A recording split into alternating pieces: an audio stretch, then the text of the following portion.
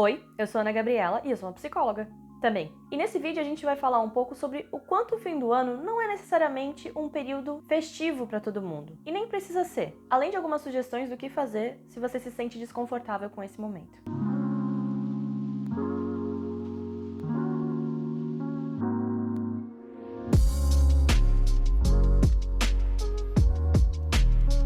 Antes de mais nada, se você é novo ou nova por aqui, não esquece de se inscrever no meu canal, ativa o sininho para receber notificação toda vez que eu postar um vídeo novo. Aproveita e me segue lá no Instagram, onde eu apareço e posto outros conteúdos. Dezembro é o mês associado a celebrações comunitárias, retrospectivas e bons momentos em família, possibilidade de novas memórias, estreitamento de laços e etc. Mas isso não é necessariamente uma realidade para todo mundo, e se você chegou aqui, muito provavelmente esse é o seu caso. Algumas pessoas chamam esses sentimentos controversos ou não correspondentes às expectativas desse período de dezembrite. Essa não é uma síndrome diagnosticável com um código do DSM ou do CID, mas uma forma popular de nomear um estado emocional caracterizado por frustrações, sentimentos de melancolia e tristeza, além de lutos, muitas vezes não elaborados, que estão relacionados a esse período de fim de ano. No último vídeo, a gente conversou sobre o quanto algumas pessoas aguardam passivamente pela virada do ano para então se movimentarem, e o quanto esse momento pode sim ser muito assustador, justamente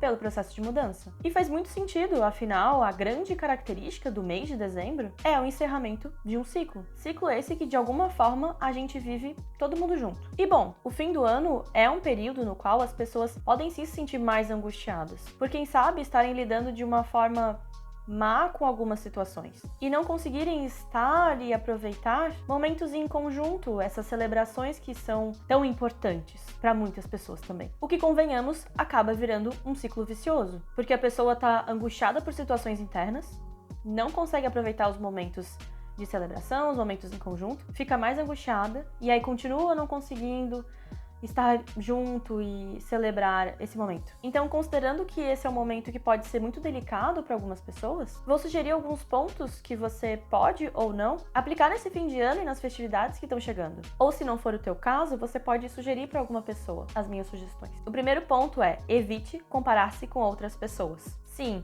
eu sei. Com as redes sociais ficou muito mais fácil ficar observando e postando sobre o que estamos fazendo o tempo todo. Mas eu fico pensando, se já é um momento no qual você se sente inadequado, por que você vai ficar alimentando esse sentimento? Talvez seja um bom momento de se afastar das redes e entender que, mesmo que seja um período que vivemos em conjunto, as pessoas experienciam de formas diferentes. Ou seja, é também uma experiência individual. O que me leva a pensar no segundo ponto, que é: conecte-se e encontre-se com pessoas às quais você pode compartilhar a sua vulnerabilidade, com quem você se sente confortável em estar. E evite, se possível, pessoas às quais você tem algum tipo de conflito. O ideal é a gente não ser e se sentir obrigado a fazer nada. Mas eu sei também que isso é um pensamento um tanto utópico da minha parte. Mas ainda assim, estar rodeado de pessoas às quais te acolhem e fazem um esforço para pelo menos tentar entender que você não tá no clima de festividades é essencial para te proporcionar um momento minimamente confortável. E dito isso, ao mesmo tempo, eu evitaria ficar sozinha. Principalmente se você é uma pessoa com tendências depressivas, com sentimentos melancólicos aflorados